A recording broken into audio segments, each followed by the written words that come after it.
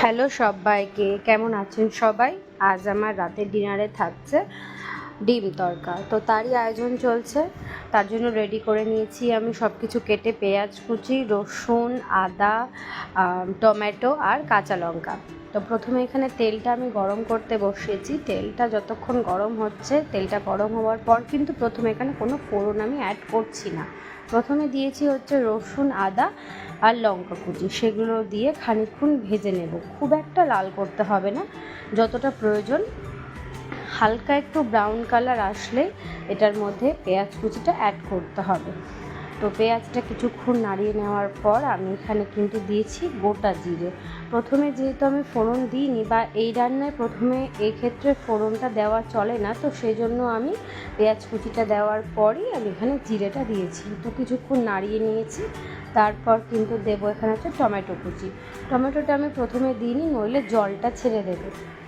Tomato কুচি দেওয়ার পর দেবো এখানে লবণ স্বাদ মতো, আর দেবো হলুদ। তো সেগুলোকে কিছুক্ষণ নাড়াতে হবে যতক্ষণ না এখান থেকে তেলটা ছেড়ে আসছে। এগুলো নাড়িয়ে নেওয়ার পর এটা আমি ঢাকা দিয়ে রেখেছিলাম কিছুক্ষণ, কারণ যতক্ষণ তেলটা না বেরোবে ততক্ষণ আমি এটার মধ্যে দিলাম হচ্ছে মিট মশলা, তারপর দিয়েছি ধনে গুঁড়ো, তারপর যেটা দেবো সেটা হচ্ছে বিট লবণ। এটা কিন্তু মাস্ট, বিট লবণটা দিতেই হবে। এক্ষেত্রেই কি হয় যে একটা ধাবা স্টাইল যে টেস্ট আসে তরকার, সেটা চলে আসবে। তো তারপরে দিয়েছিলাম এখানে সানরাইজের লঙ্কার গুঁড়ো।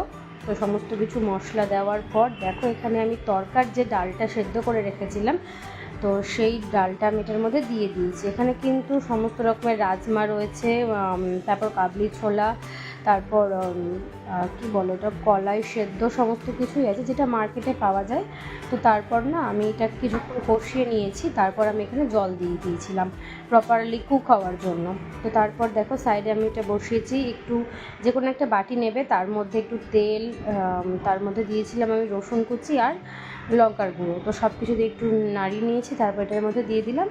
আর লাস্টে যেটা অ্যাড করেছিলাম সেটা হচ্ছে ডিমটা দিয়েছি। ডিমটা দিয়ে খানিকক্ষণ নাড়ানোর পর যখন একদম গা মাখো মাখো হয়ে এসেছে, তখন নামিয়ে এটাকে সার্ভ করতে হবে।